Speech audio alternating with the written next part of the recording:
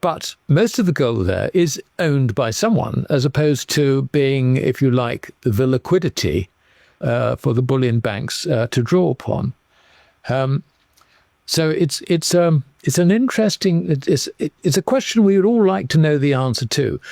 My guess is there is less liquidity there than the numbers would suggest. Quite a lot less liquidity. We don't actually know the answer to that. The liquidity has very much come from leasing, central bank, leasing of central bank gold. I mean, that was clear, and it was proved by the fact that bullion banks were queuing up to take gold out of the Bank of England vaults. I mean, these are banks which have accounts with the Bank of England. So it's possible for them to store some of their gold there, but they would tend not to. Therefore, at least a large amount of the gold that came out of the Bank of England was effectively leased gold, and it was taken by bullion banks who were benefiting, if you like, from the spread between futures, which were trading at a huge rate, interest rate premium. By interest rate, I mean compared with the gold lease rate. It was a simple interest rate arbitrage. Now, that has now stopped. And if you look at the COMEX warehouse gold stocks, they've now begun to decline. So that process is over. Furthermore, it was only week before last, I was in London visiting someone in Throgmorton Street, behind the Bank of England. The doors were firmly shut. There was nothing going in or out. So I think that process is over. But it does raise the question, quite rightly, that, how much liquidity is actually left within the system here? Because we get vault reports from LBMA authorized vaults, as it were, and they have declined a little bit, but not hugely. But most of the gold there is owned by someone, as opposed to being, if you like, the liquidity for the bullion banks to draw upon. So it's an interesting, it's a question we would all like to know the answer to. My guess is there is less liquidity there than the numbers would suggest. Quite a lot less liquidity.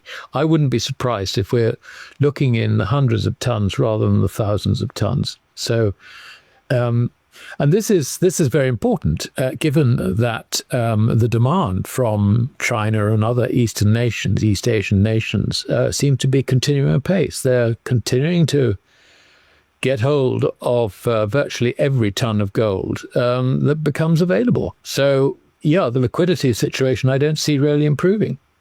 The first question as to whether the LBMA and the Bank of England refuse to send any gold over to the other side of the Atlantic, I don't think that's quite the way it works.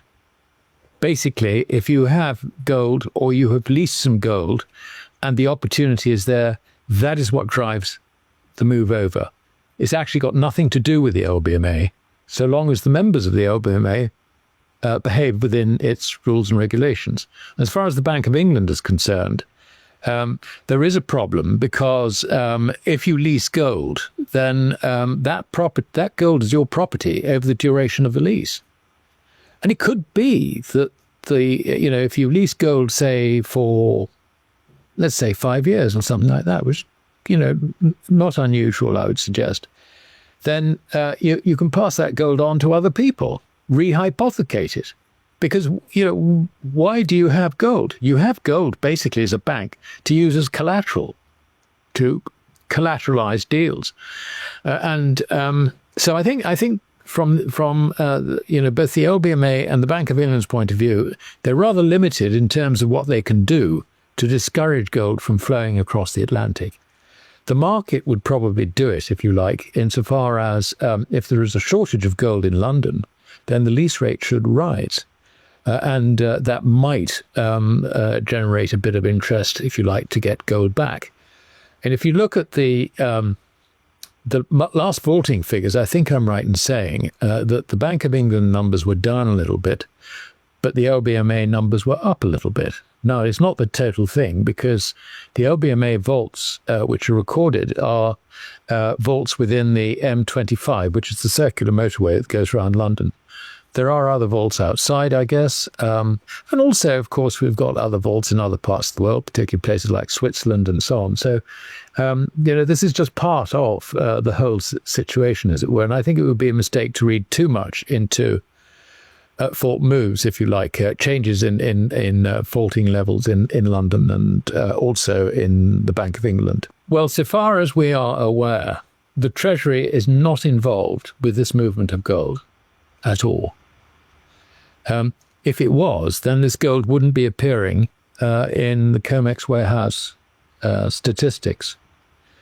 And furthermore, I think that anything that the U.S. Treasury does will not be divulged, so we really cannot draw any conclusions at all.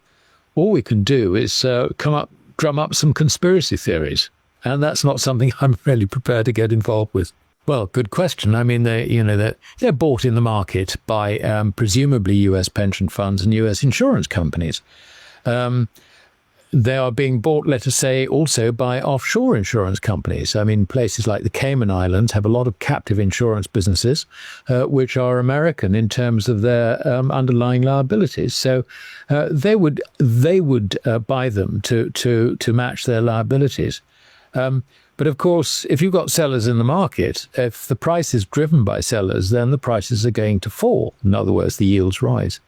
I would say, however, that after the initial scare from the Independence Day on April the 2nd, and particularly since Scott Bessent actually took control over the matter and, met the Chinese in Switzerland, things have calmed down quite a lot, which I think is good. It really is. I mean, Scott Bessent, I think, is, if you like, the control mechanism on some of the more wilder things coming out of the president, which is great. I think that's very, very good. But it doesn't actually change the underlying problem. Probably what it does is it changes the timing of things.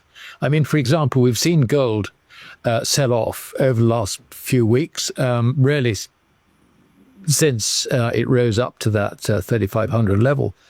And in declining, you could argue that that decline is because the pressure, if you like, on the whole system, the whole financial system, has been relieved somewhat by Scott Bessent coming to a more sensible agreement with the Chinese over tariffs.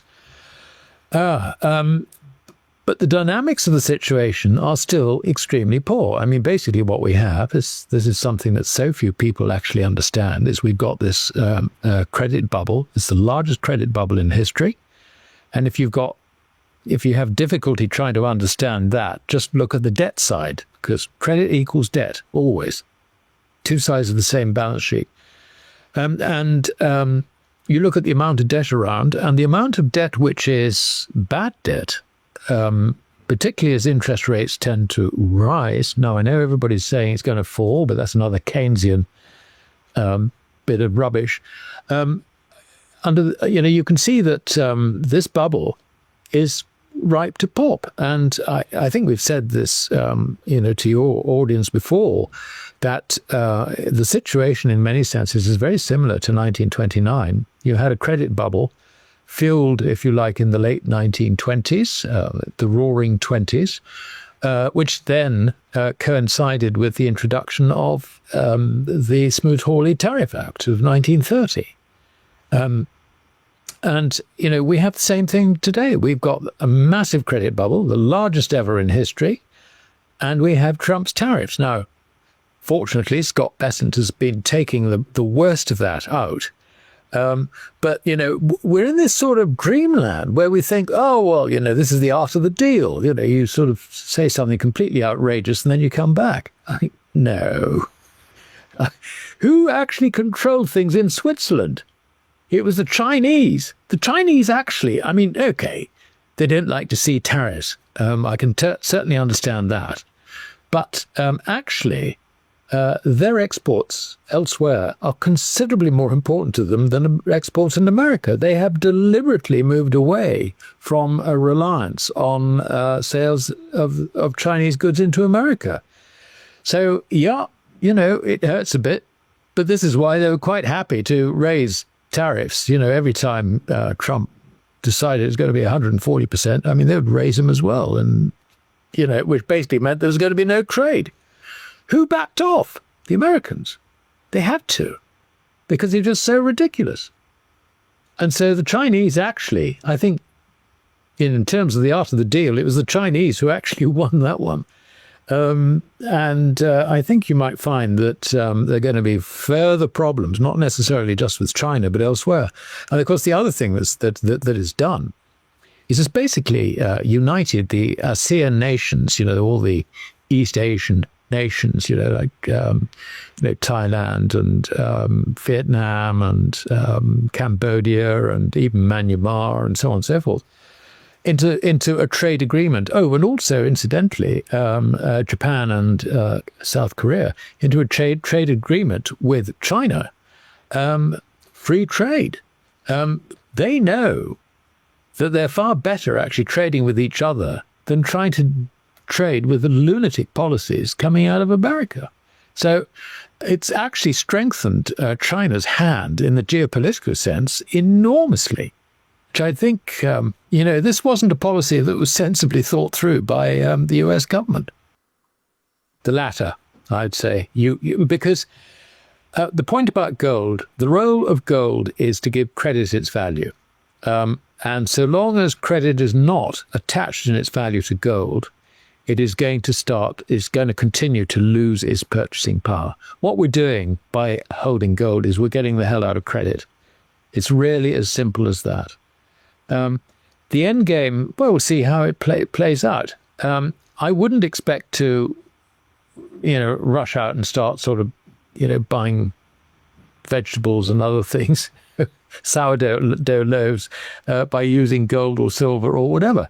But I might use it to acquire some property, when the real value of property is driven down by the crisis that everybody is facing. So, there will be different ways you play it. But I would expect the sensible thing to do is that when there is finally some currency stability, returns into the situation, whether it's with the gold standard or whether it's gone down so far, someone comes in and actually does something about government spending, government finances and all the rest of it. At that point, you may take a different view as to whether you should continue to hold gold or cash it in for a bit of credit. But we're a long way from there. I mean, at the moment, all it's about is that credit's value is going down, rather than gold's value rising. It's not a clean argument because gold's value, if you like, in real terms, is rising as well, particularly against major commodities. But that's a reflection, I think, of everyone trying to get out of credit or increasingly getting out of credit.